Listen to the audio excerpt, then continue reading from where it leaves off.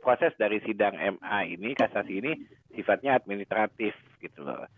Nah itu, nah putusan ini apakah akan menguatkan dari putusan pengadilan negeri yang kemarin itu ditetapkan lagi di pengadilan tinggi kan gitu kan? Nah apakah kasasi ini adalah langkah terakhir?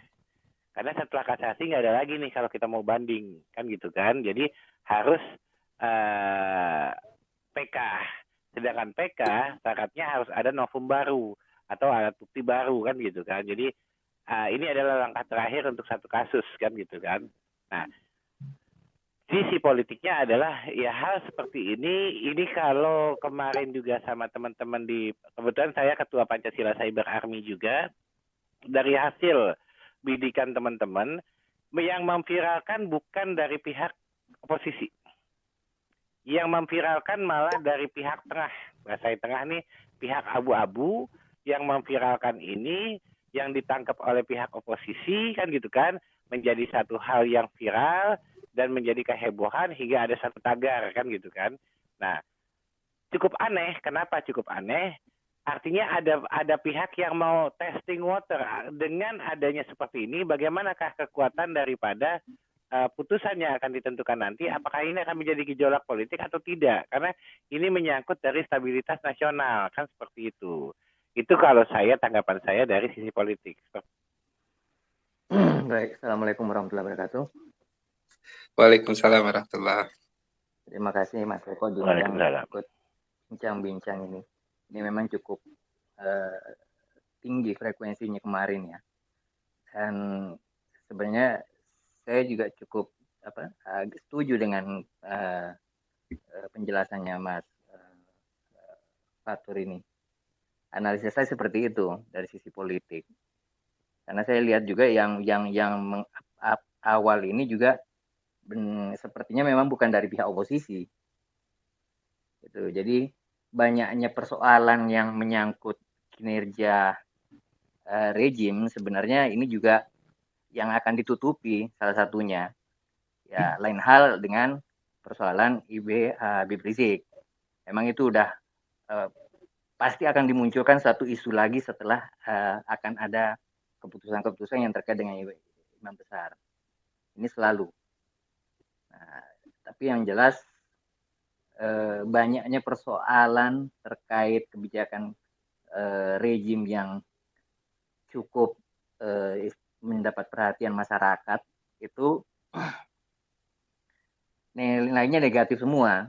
Jadi bagaimana menutup ini harus dimunculkan sesuatu hal yang lebih menyita perhatian masyarakat. Jangan sampai lebih melihat persoalan-persoalan yang dihadapi oleh rejim yang tidak bisa mereka selesaikan. Pada prinsipnya ya saya melihatnya itu sangat politis. Itu. Jadi perlu juga kita hati-hati jangan sampai akan ada lagi pasti. Saya rasa ini letupan-letupan kecil. Bakal ada banyak persoalan-persoalan kayak begini mulai dari si siapa kemarin yang dipukul di sel itu pun sama. Banyak saya rasa banyak persoalan-persoalan penghinaan seperti ini yang disimpan oleh seseorang lah, ada atau institusi yang akan dimunculkan pada setiap saat jika kondisi dan situasi nasional kebijakan rejim yang terdesak pasti akan dimunculkan hal-hal seperti ini dan ini udah sering terjadi. Ya alhamdulillahnya tetap teman-teman oposisi juga tetap bersuara. Memang harus seperti itu. Mau tidak mau sikap kita hanya bisa bersuara di sosmed. Untuk tindakan ada kita berharap kepada teman-teman yang memang punya institusi maupun LSM yang bisa menyuarakan itu ataupun lawyer yang bisa mendapatkan kuasa hukum dari pihak imam besar untuk mewakili beliau. Ya, saya juga coba menghubungi Bang Ajis menanyakan hal tersebut, apakah itu dilanjut atau enggak, saya belum mendapat responnya. Ya mudah-mudahan malam ini dapat, ya bisa saya share ke teman-teman apakah itu nanti akan dilanjut untuk laporan. Kalau video itu kira-kira video lama apa video baru itu? Apa baru sengaja dikeluarkan sekarang gitu? Agak bingung menilainya karena ini kan cuma 2 orang yang terlihat ya. Kalau audiensnya kelihatan, mungkin bisa kita lihat ada yang pakai masker atau tidak kan gitu. Kalau cuma dua seperti itu kita belum bisa lihat apakah itu pada saat udah pandemi atau belum. Gitu. Belum belum ketahuan. Mungkin ahli IT yang bisa mendistract yang dia punya kapan pembuatan video tersebut yang bisa tahu barangkali. Mungkin seperti itu Mas Eko. Dan kelihatannya sadar itu orangnya ya, karena di Sadar, video tersebut sangat sadar. bahkan bilang kayaknya gue bakal ditangkap polisi deh gitu ya. Kalau perkiraan saya sih video lama Mas Eko. Artinya gini, video semacam kayak gini sebenarnya kan tabungan mereka ya. Akan banyak sebenarnya nanti muncul seperti itu lagi. Pada saat nanti isu-isu yang menyudutkan rejim seperti itu akan dimunculkan. Dan Bun setuju sama Bang Demokrasi, terus Bang Fatur bahwa ini memang tester gelombang ya, karena terkait dengan putusan kasasinya IBHRS ke depan, terus juga kalau untuk Bun lihat dia juga masih dalam circle-nya Testar sama siapa tuh satu lagi Majelis Lucu Indonesia. Iya, iya.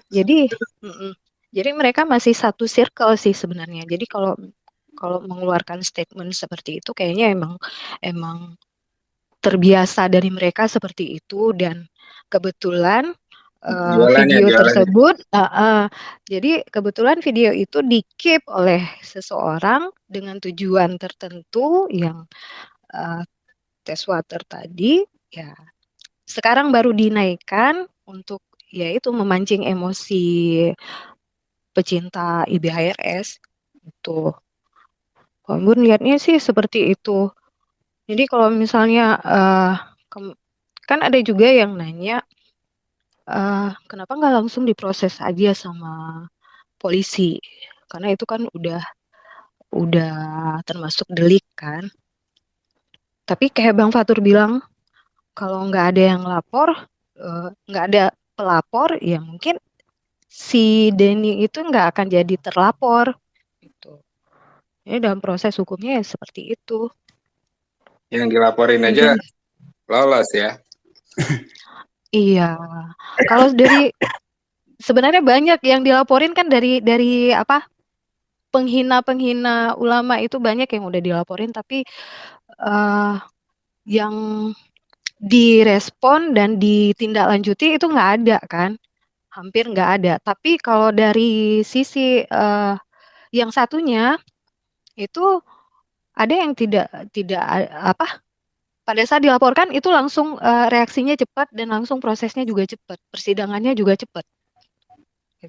Itu yang bikin kadang-kadang kita sebagai netizen itu yang melihat fenomena itu ya jadi bingung. Assalamualaikum. Waalaikumsalam warahmatullah. Dari tahun 2014 sampai sekarang itu dia memang sistemnya injak bambu, belah bambu gitu. Memang itu tujuannya. Jadi sebentuk apapun kita melaporkan perbuatan mereka nggak bakal diproses sama sekali. Tapi ada lawan mereka nginjak semut, dilaporkan, diproses. Pasti diproses. Itu udah terjadi dan sangat terbukti. Dan kami udah dari tahun 2014 itu udah ngomong sistem ini sistem injak bambu, belah bambu gitu. Yang satu diinjak, yang satu diangkat. Baik pun dari untuk masyarakatnya ataupun organisasi agamanya, begitu. Masalah IB, apapun proses yang akan dihadapi IB nanti, ibaratnya persidangan kasasi atau apa ini itu, IB 2025 baru bebas. Kalau saat ini enggak. Itu kuncinya.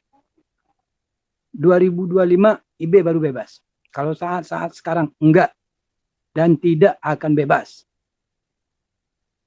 Maaf kalau omongan saya membuat teman-teman agak sedikit kecewa atau mungkin atau gimana marah sama saya silakan. Tapi itu yang akan terjadi.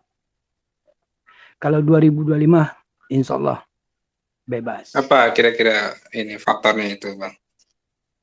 Faktornya IB bebas, dia habis. Kuncinya IB. Maka itu dari awal kami bilang IB jangan pulang ke Indonesia. Sebab hukuman apapun IB akan bakal dihajar. Kami dari awal IB waktu dia di Arab Saudi kami minta IB jangan pulang. Tapi masyarakat minta IB pulang, kami siap mengawal. Bukti nyatanya apa? IB sekarang di dalam. Kami udah tahu itu semua, udah jalan. Mereka ini memang niatnya. Karena siapa yang orang yang tidak bisa yang tidak bisa mereka bungkam dan tidak bisa mereka ancam cuman IB. Oh Bang Gatot bisa mereka ancam lewat Luhut. Siapa lagi?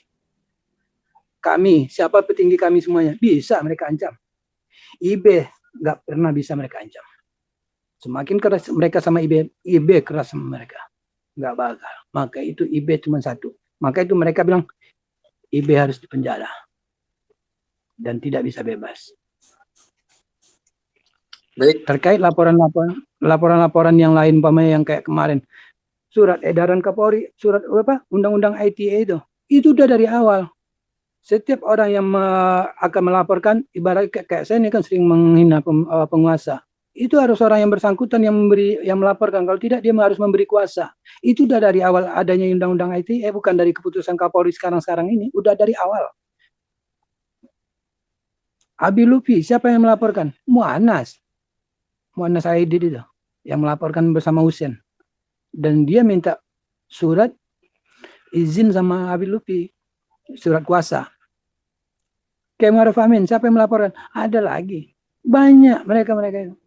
Cuman itu saya setiap ada orang kita yang melaporkan mereka, saya bilang, udah nggak usah lu laporin, surat yang lu buat itu bakal buat kiluan nama Madura.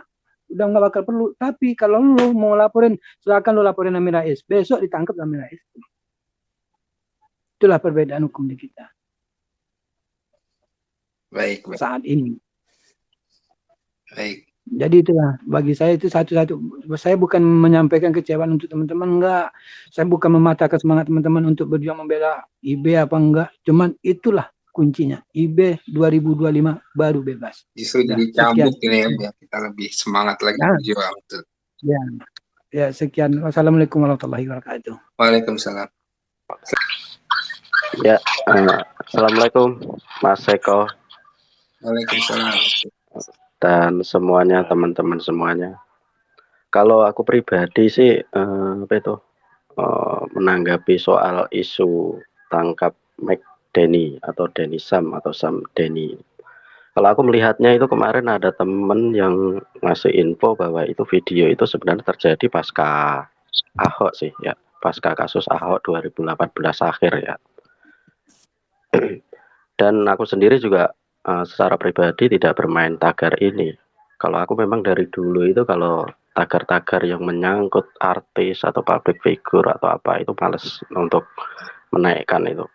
Karena biasanya mereka ini punya agenda market atau agenda apa. Aku sendiri juga nggak paham. Nah, tapi nanti juga bisa ketahuan sih agenda Denny Sam ini kenapa kok sengaja dimunculkan itu apa. Nanti juga akhirnya juga ketahuan.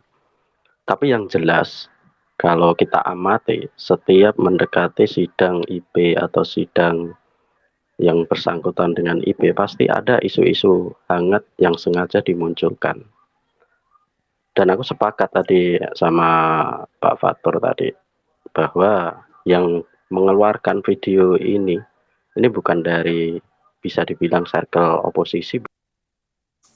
Nggak jelas juga itu siapa pengupload pertama, itu juga nggak jelas. Tahu-tahu viral gitu aja langsung disamber oleh oposisi. Dan soal menyikapi tentang Denny Sam ini sendiri juga kita harus melihat lagi pengalaman yang sudah. Jangan sampai bereaksi secara berlebihan, terlebih caci maki dan sebagainya. Kita harus melihat seperti kasusnya almarhum Ustadz Maher.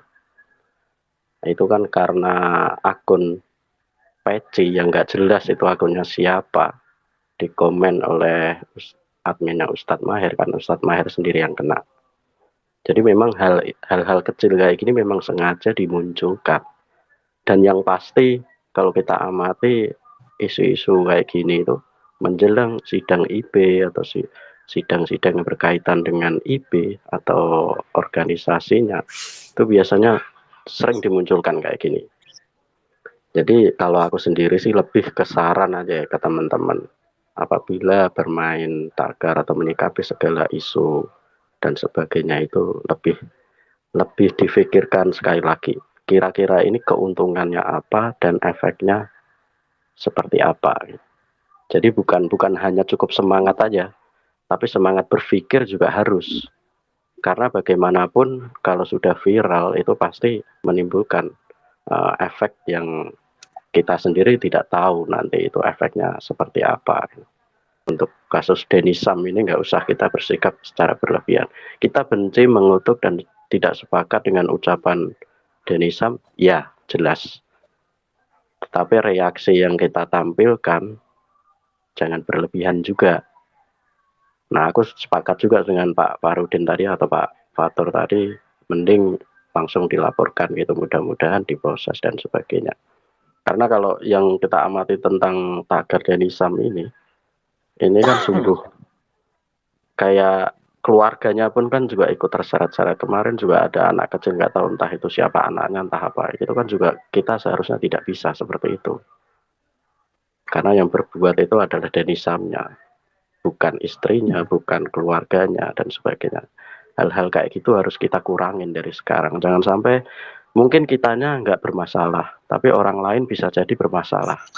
Ya, memang saya juga ngerasain itu ya. Jadi setiap postingannya baca aja di media sosial.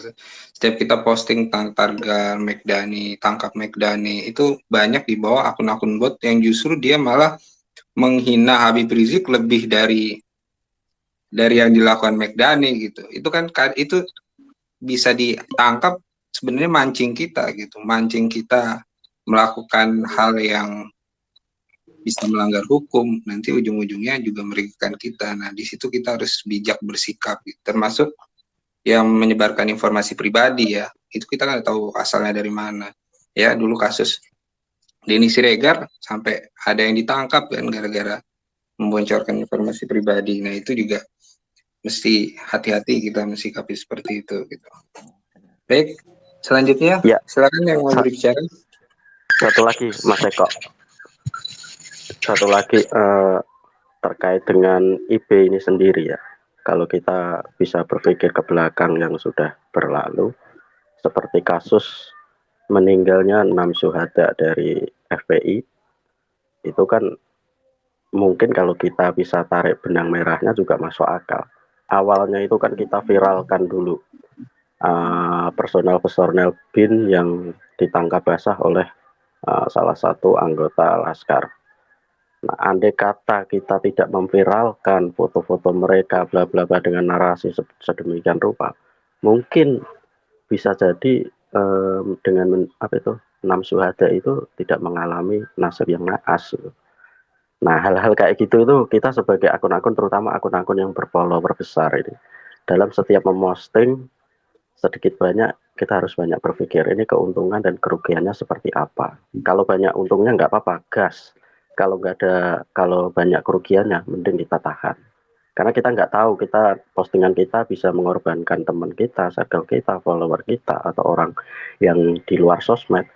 Karena seperti yang tadi itu aja, yang saya komen tadi soal vaksin itu yang disuntik 2 kali itu aja langsung menyebar di berbagai wak PKK, wak Ibu Arisan, wak di grup-grup WA kayak itu udah nyebar. Wah, itu kan padahal kan bukan seperti itu aslinya gitu. Jadi kita harus jeli dulu, teliti dulu baru bereaksi. Jangan dibalik, bereaksi dulu baru teliti. Mungkin seperti itu. Jadi kita harus sama-sama belajar, harus sama-sama nahan diri, jangan sampai kebablasan, itu aja. Assalamualaikum warahmatullahi wabarakatuh. Untuk McDani sendiri, saya sih ini bukan hal yang pertama ya. Ini udah berkali-kali. Ini udah bukan 1-2 kali, tapi ini pasti udah berkali-kali. Jadi kadangkala ini pasti kalau kita lakukan kita bereaksi ini, kita terus ada tindakan besok ada lagi gitu. Nah, yang menjadi jadinya kita selalu tapi kadangkala orang menganggap bahwa ini saya bersikapnya kadang kita bilang ini berlebihan banget loh. Ini kan bukannya lelucon, ini bukannya ini udah tingkat yang parah banget gitu loh, sampai ulama dan habaib ini masalahnya udah gede dan ini terulang dan terulang gitu.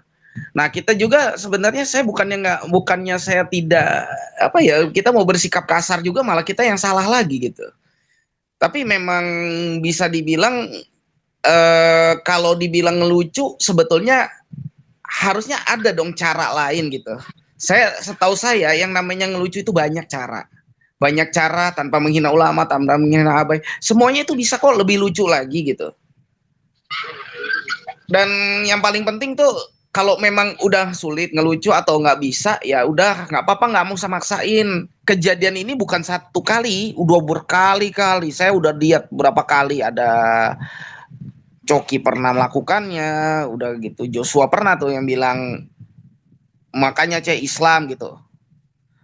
Kayaknya jadinya sesuatu hal ini kok jadinya mulai jadi enteng gitu loh, terlalu enteng gitu. Itu aja sih. Pak Doni Hamzah. Yang agendanya itu ada agenda global, ada agenda perwilayah ataupun negara. Jadi kalau yang siapa Dani tadi itu ada dua, dia ada agenda perwilayah atau negara dengan jelas-jelasan dia sebut menghina dari zuriah Nabi. Kalau agenda globalnya dia sebutkan secara tadi delik umumnya perkara jilbab. Kalau saya lihat di dunia ini, misalnya di Saudi juga, Arab Saudi, bahwa syekh-syekh yang benar-benar lurus mereka tangkap-tangkapin. Itu kalau saya perhatikan dari akun-akun di Saudi yang notabene menentang dari anaknya Raja Salman atau singkatannya Muhammad bin Salman tadi. Dia dengan terus terang akan mengadakan membuat pantai di Saudi sehingga banyak yang nentang, dan sebelumnya syekh-syekh udah ditarik. Makanya saya juga agak khawatir pada saat IBHRS ini, imam besar kita ini zuriah Nabi, mereka sangat benci dengan kalau sebelum-sebelumnya dengan mazhab mereka hapuskan mereka ini itu, dan mereka pura-pura dengan baik dengan zuriah Nabi padahal mereka pengen ini sendiri kan. Udah tampak jelas. Tapi juga di sini dengan agenda politik tidak hanya agenda global yang disuarakan. Ya. Seperti kemarin Erdogan minta ke Eropa tuh bahwa hilangkan Islamofobia tuh. Jadi dan di sini ada berkembang, saya heran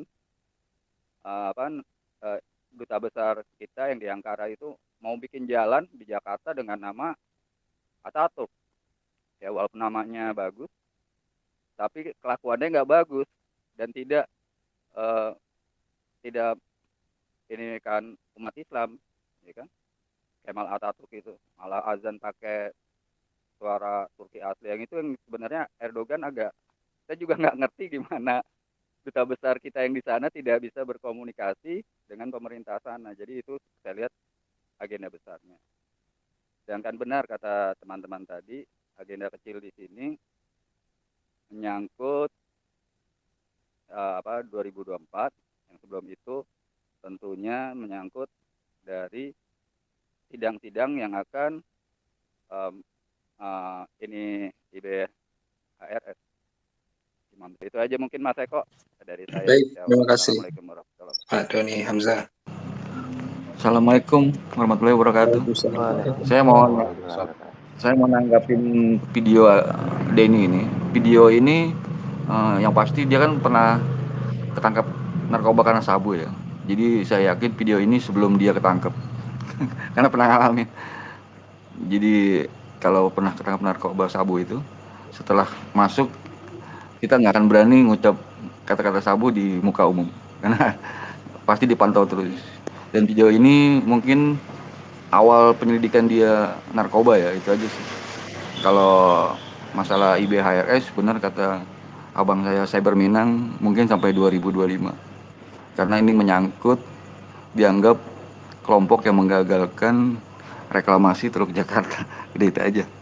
Ya, kalau saya sih ngelihatnya lebih kepada sisi hukum ya. Jadi ya berkali-kali juga saya sampaikan bahwa sebenarnya sih tidak usah ditanggapi, karena kalau tidak ada tanggapan dari kita, tidak ada respon dari kita, hal-hal seperti ini tuh nggak akan laku sebenarnya. Jadi dan oposisi memang paling gampang disuguhin makanan yang emosional, udah gampang banget seperti itu. Itu yang pertama. Yang kedua, aku agak kurang setuju dengan keputusasaan ya.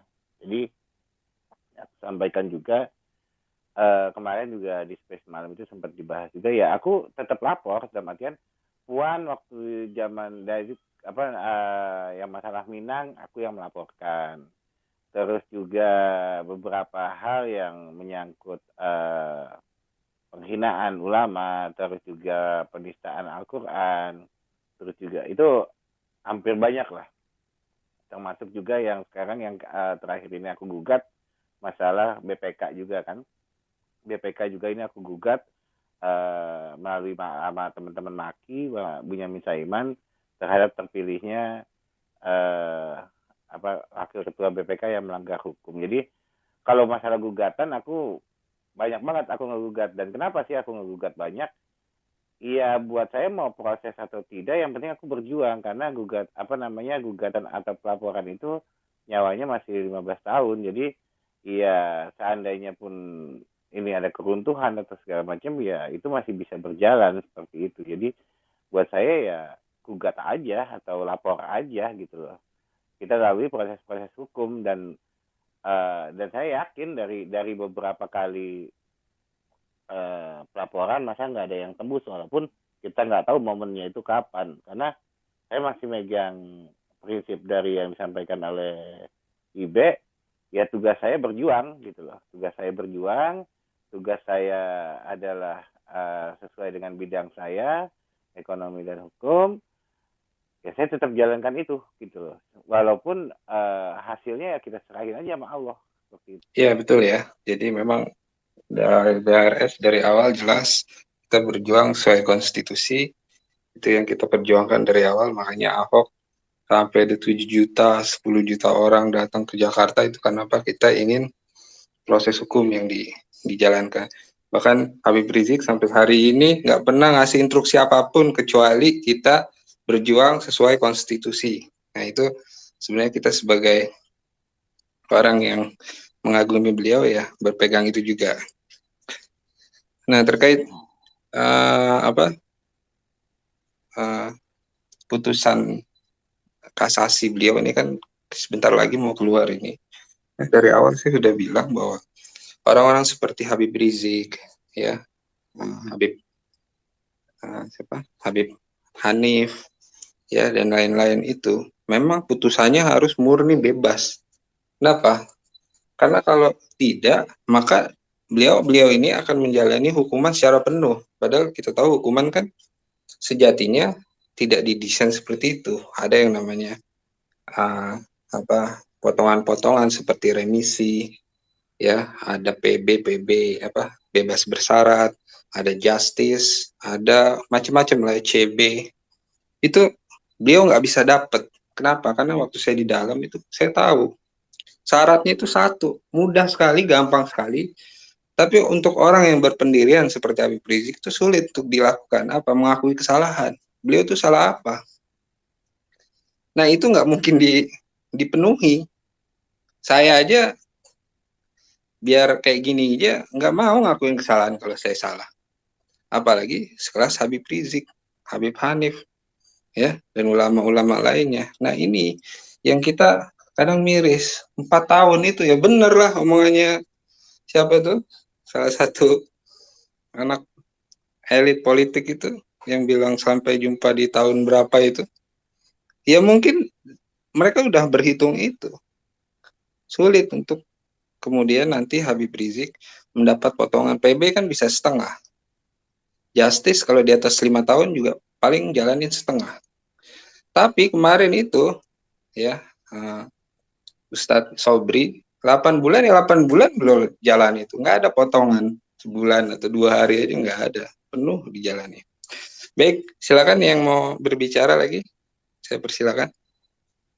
Mas Eko mungkin saya mau tambahin kalau bisa. Ya silakan.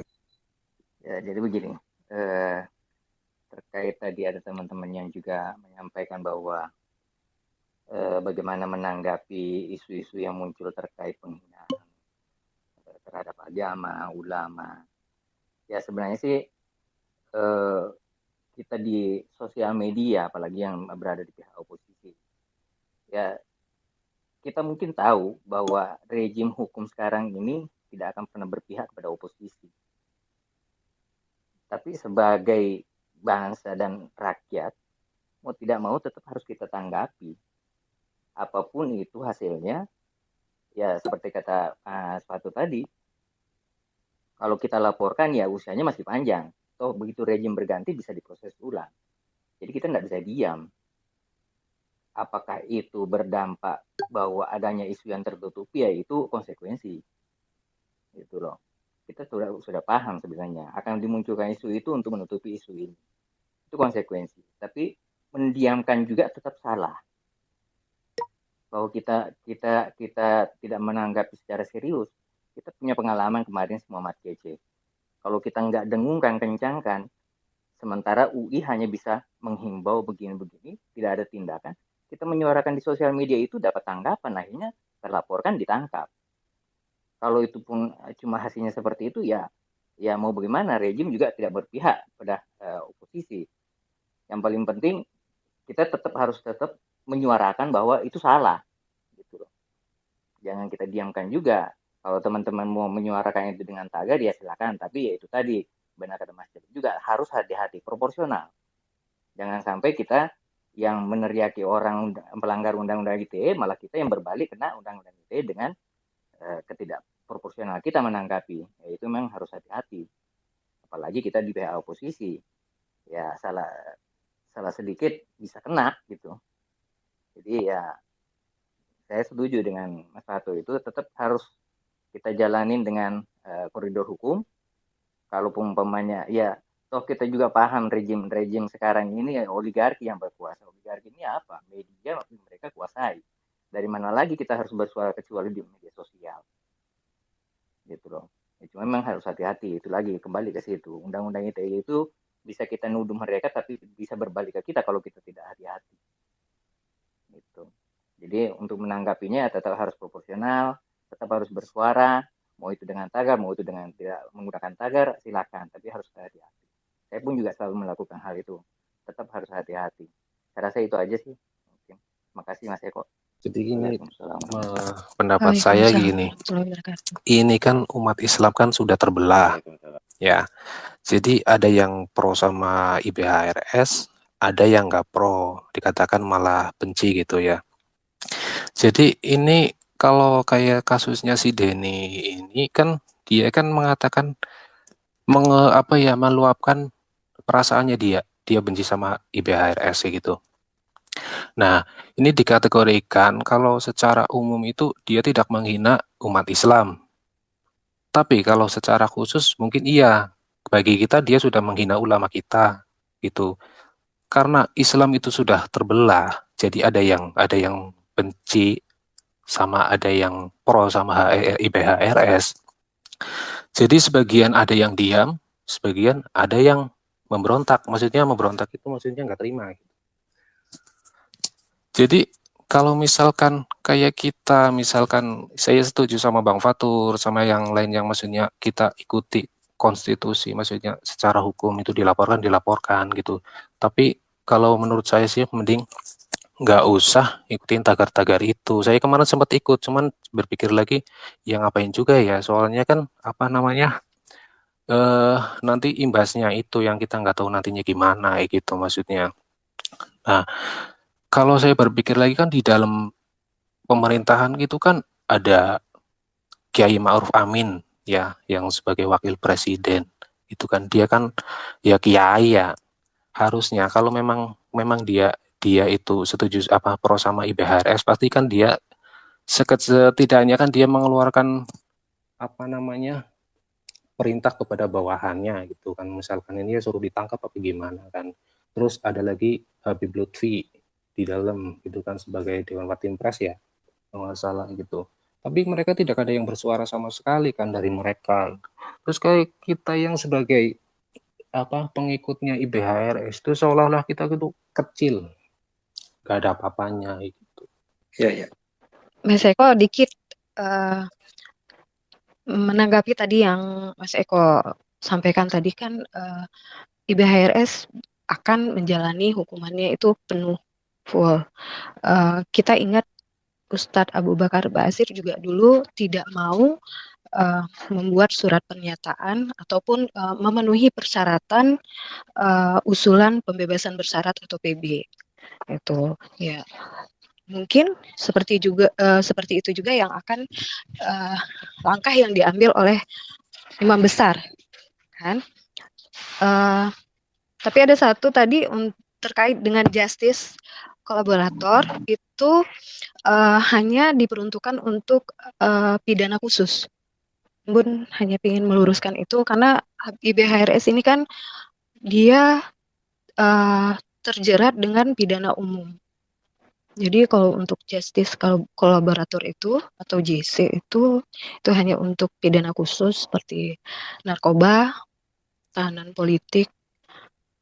Terus ada 6 jenis pidana khusus yang harus melampirkan JC. Itu aja. Nih Babe Alda sudah datang nih. Silakan Babe kalau ada yang mau disampaikan.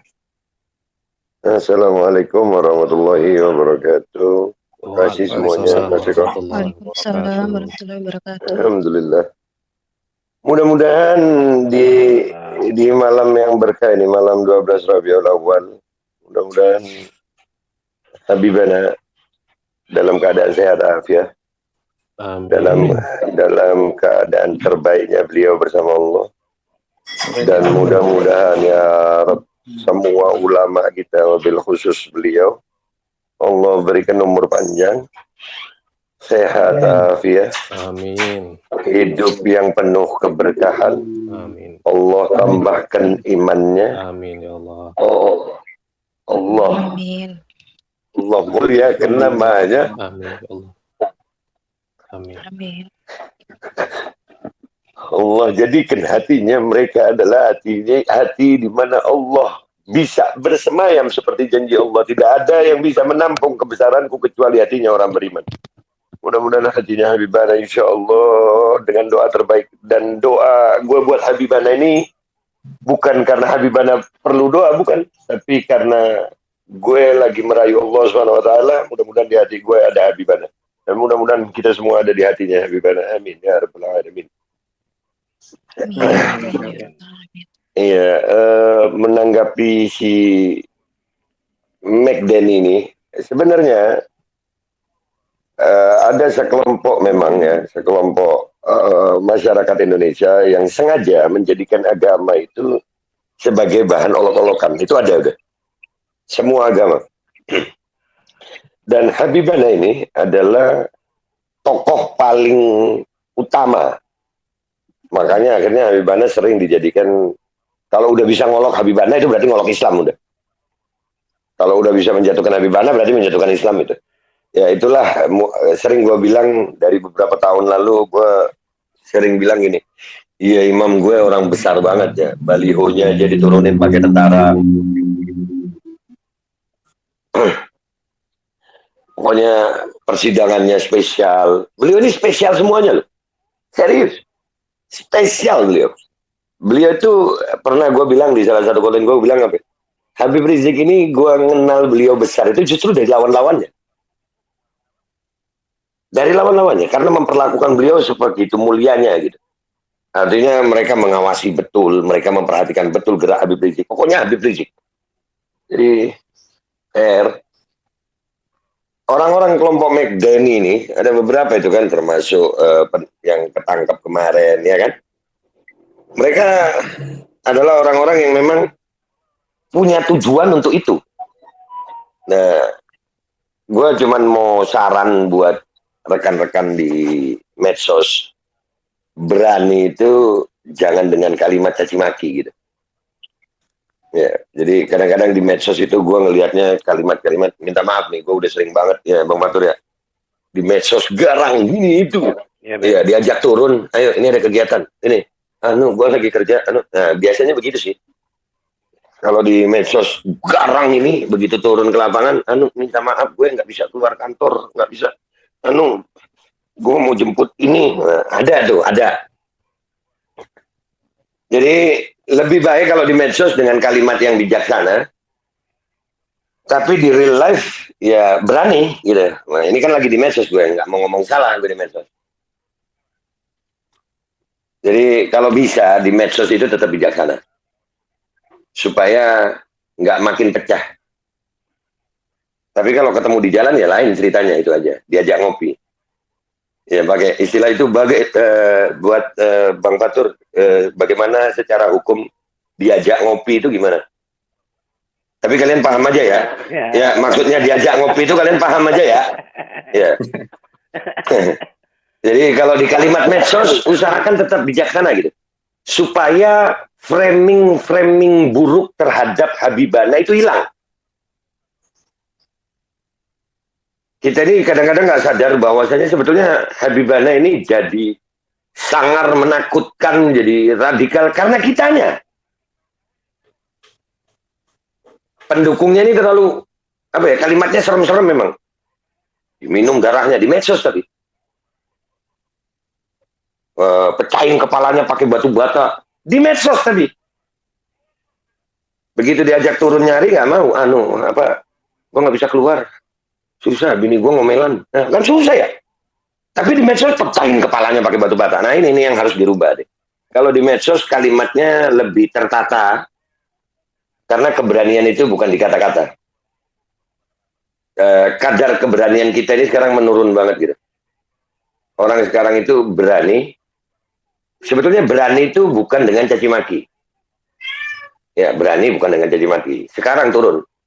Sudah berani itu caci maki di medsos lagi, nggak depan muka orangnya. Nah, mudah-mudahan itu aja sih saran dari gue. Kalau berharap masalah hukum ya urusan yang begini,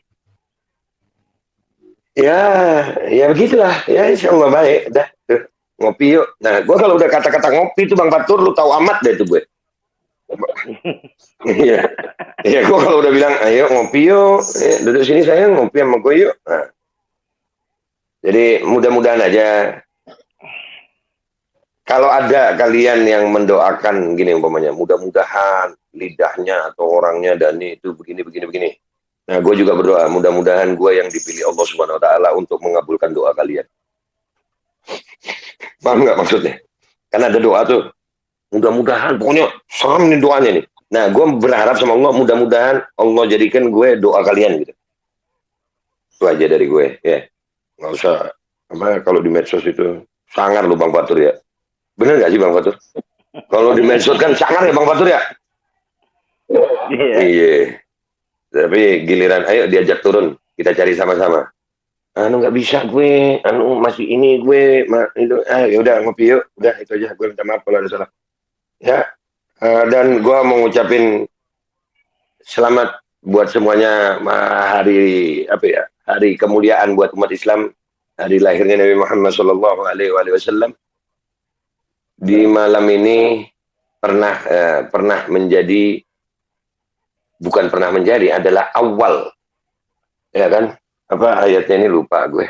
Astagfirullahaladzim. Wa qul ja'al haqqu wa zahagal batil. Dan katakan ya Muhammad, ja'al haqqu, telah datang kebenaran, wa zahagal batil, dan akan menyingkir, menghilang itu yang batil.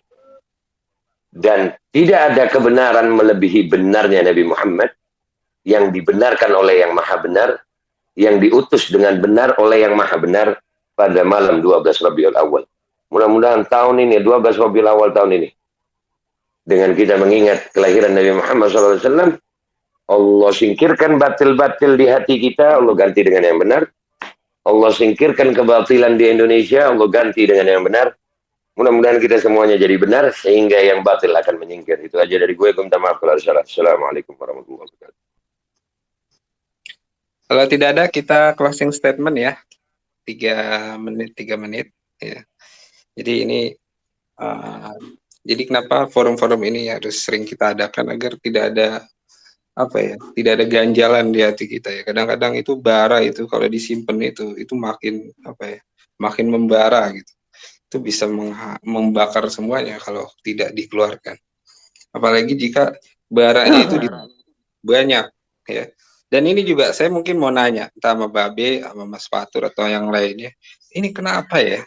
Kok bulan-bulan ini serem gitu. Banyak sekali yang seperti ini nih, ya, yang menghina suku ya. Yang menghina Betawi ini baru ditangkap kemarin ya. Itu juga ada gitu. Ini kayak sedang ada yang disulut apa gitu ya. Nah, ini kita khawatir sebagai sebuah bangsa yang majemuk ini, yang selama ini kita baik-baik aja, nggak ada masalah. Oposisi juga kalem-kalem aja dari dulu, nggak ada masalah. Nah, ini kenapa ini? Nah, silakan. Mungkin sekalian kalau nggak ada yang di ini, sekalian closing statement. Jangan lupa ngopi. Iya, ngopi. Depan gue ada kopi dong. Alhamdulillah. Gue, karena lu bilang kenapa akhir-akhir ini sebetulnya akhir-akhir ini adalah sebuah akumulasi dari yang sudah ada lama. Kita ini memang dipecah belah dari dulu. Ini sudah semakin parah. Memang sudah semakin puncaknya. Ini fasenya sudah. Ini gue pelajari dari bukunya Profesor Ihsanuddin Nursi. Judulnya Bangsa Terbelah. Kalian bisa baca di situ. Luar biasa tuh buku. Jadi memang sudah, ini akumulatif banget ini. Bahkan kita udah sampai pecah belah ini. Bukan lagi pecah belah politik. Kita ini udah pecah belah politik sudah. Sekarang ini sampai pecah belah suami istri. Makin akhir tahun ini, tahun-tahun terakhir ini, angka perceraian itu luar biasa. Karena memang kita udah terpropaganda sejak lama ini, perpecahan ini. Dan itu memang agenda besar dari orang-orang yang memang punya kepentingan. Gue nggak mau bilang siapa mereka, tapi yang pasti punya kepentingan. Mereka mau memecah belah. Mereka mendapatkan keuntungan dari terpecahnya sebuah bangsa. Dan itu sudah dari dulu. Indonesia ini bisa dijajah 350 tahun oleh Belanda yang luasnya tidak lebih dari Jawa Barat. Belanda itu tidak lebih luas daripada Jawa Barat. Tapi bisa menjajah Indonesia selama 350 tahun dengan taktik divide et impera, pemecah belahan.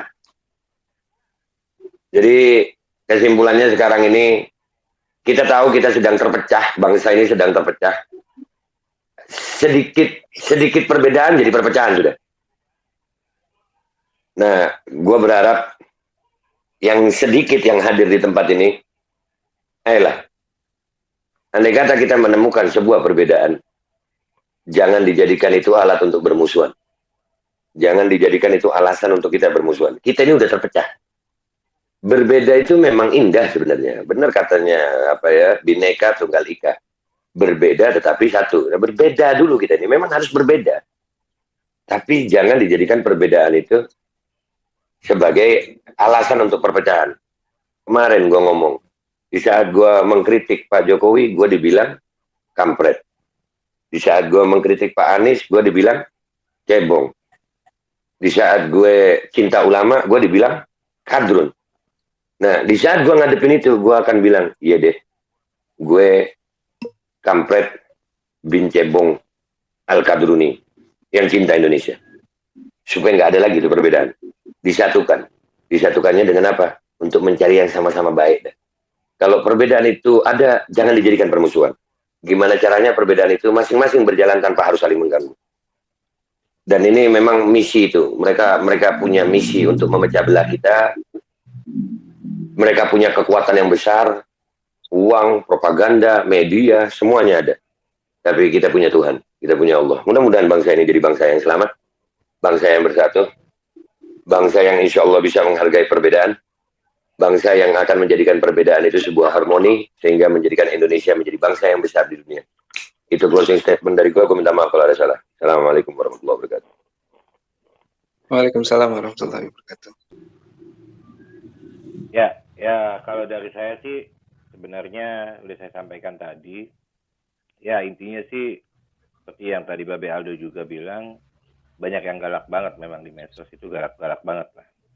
Tapi pada saat diajak turun, kayak kemarin lah gue nongkrongin di sono pun sampai tahu airannya pindahnya kemana segala macem, ya cuman gelintir gitu kan. Padahal gue hanya pengen silaturahmi dan ngopi yuk kan gitu.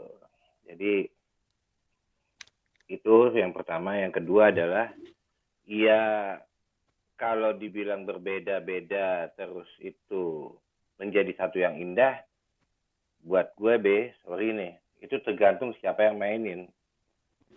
Kalau yang main kayak ibaratnya sebuah gitar, setiap gitar itu ada 6 senar beda-beda, nadanya pun beda, bentuk senarnya pun beda, bahan senarnya pun agak berbeda. Tapi kalau yang memainkannya itu indah, itu akan menjadi satu lagu yang cukup merdu gitu loh. Tapi kalau yang maininnya itu nggak bisa main gitar, ya kuping jadi pengak kan gitu kan, seperti itu. Jadi ya tergantung bagaimana si pemimpin ini memainkan harmoninya, seperti itu. Terus yang ketiga, buat saya yang silakan yang mau berjuang di medsos, silakan yang mau berjuang di dunia nyata, silakan yang mau berjuang di jalannya masing-masing. Semua nggak boleh kita bilang, oh nggak begini caranya, oh nggak, itu kebebasan. Buat saya itu satu kebebasan, silakan mengekspresikannya dengan baik dan benar, baik yang tagar, baik yang lapor, baik yang bernarasi atau lainnya. Buat saya itu kebebasan. Jadi silakan aja berjuang dengan gayanya masing-masing, tapi tetap yang harus dilihat adalah revolusi akhlak yang harus tetap dikedepankan. Jadi buat saya dan buat teman-teman yang lain, mari kita sama-sama berjuang, sama-sama membuat satu gerakan yang bermanfaat untuk lingkungan kita, minimal keluarga kita, ya kan, atau teman-teman kita. Dan kedepannya saya harap ya konsolidasi antar umat lebih dieratkan. Seperti itu aja sih Mas Eko. Aku kembalikan ke Mas Eko. Terima kasih banyak Pak. Assalamualaikum warahmatullahi wabarakatuh. Waalaikumsalam warahmatullahi wabarakatuh. Saya sangat sepakat sekali dengan tokoh nasional kita, Babe Aldo. Saya sepakat sekali bahwa memang perbedaan itu nikmat dan kebersamaan itu rahmat. Itu mungkin ya, Be. Nah, untuk aku sendiri juga urusan cebong kampret juga sudah nggak peduli lagi. Karena sebagai orang Jawa Tengah, terlebih kelahiran Solo, kalau masih ngeributin cebong kampret ya tiap hari ketemu ya ribut mulu gitu kan. Jadi setelah pilpres usai ya usai, sudah kelar gitu. Dan memang ke depan memang bahkan sudah mulai ya, yang biasanya ribut terus di TL itu ya nanti juga akan ribut dengan kawan sendiri, malah bisa dibilang. Bukan kalau dulu kita ributnya berdebatnya di TL itu dengan lawan politik atau cebong kampret. Nah, cebong kampret udah reda ya karena udah terbiasa ribut ya, jadi ngangkat isu lain ya soal agama dan bla-blanya itu. Jadi memang kalau udah terbiasa ribut ya pasti ribut. Tapi kalau bisa keributan itu sedikit banyak harus kita kurangin gitu. Dan terakhir ya itu tadi, kita sama-sama sudah dewasa, masyarakat dan rakyat Indonesia ini sudah telah mengalami kesusahan. Ya sedikit banyak kita harus banyak-banyak berpikir kalau setiap postingan. Jangan sampai malah bikin susah mereka gitu. Itu aja. Terima kasih Mas Eko. Baik, alhamdulillah kita sudah ada di penghujung acara dan silakan Habib Helbanan untuk memberikan tausiahnya. Terima kasih. Silakan Habib. Assalamualaikum warahmatullahi wabarakatuh. Waalaikumsalam Terima warahmatullahi kasih wabarakatuh. untuk hostnya. Terima kasih juga ada Habib Ali juga di sini, atau Babe Aldo, ada Bang Fatur, Kang Teluk, Presiden Spanyol ya kalau nggak salah, Ampun dan lainnya. Saya sedikit tadi sempat dengar balik ke depan sedikit ya. Tadi ada akun Sanwi Karta ya kalau nggak salah. Saya mau ralat di situ pertama bahwa yang kita bahas pertama itu bukan karena IBHRS-nya, tapi di situ dia menyangkut jilbab dan lain sebagainya. Karena itu lari ke masalah agama. Yang disebut Dani itu di videonya itu menyangkut agama sudah. Masalah jilbab, masalah bir, masalah sabu dan lain sebagainya. Itu sudah menyangkut agama. Jadi bukan masalah urusan dengan IB aja di situ. Itu yang harus diluruskan. Jadi bukan karena IB-nya saja kita tidak terima di situ. Itu yang pertama. Yang kedua, sebenarnya yang Dani ini hanya pion. Dani ini hanya pelaksana.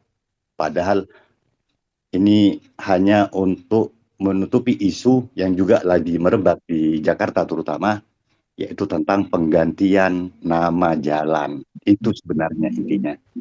Di saat kita lagi ribut tentang masalah pergantian jalan ke Ataturk, itu dicuitkan lagi tentang Denny berbicara tentang masalah haram, terus lari ke masalah IB dan lain sebagainya. Itu yang harus kita juga perhatikan. Karena masalah jalan ini juga masuk fatal, bukan masalah kecil. Ketika dia sudah bisa meletakkan nama Mustafa Kamal Ataturk ini aja, ini akan menjadi masalah besar ke depan. Seorang sekuler yang jelas-jelas sudah bagaimana dia menghancurkan Islam, menghancurkan pendidikan Islam, mengganti azan dengan bahasa Turki, mengganti ayat-ayat Al-Quran dengan bahasa Turki dalam sholat, itu sudah penghancuran Islam. Bagaimana orang seperti dia kok namanya akan diabadikan di negara ini.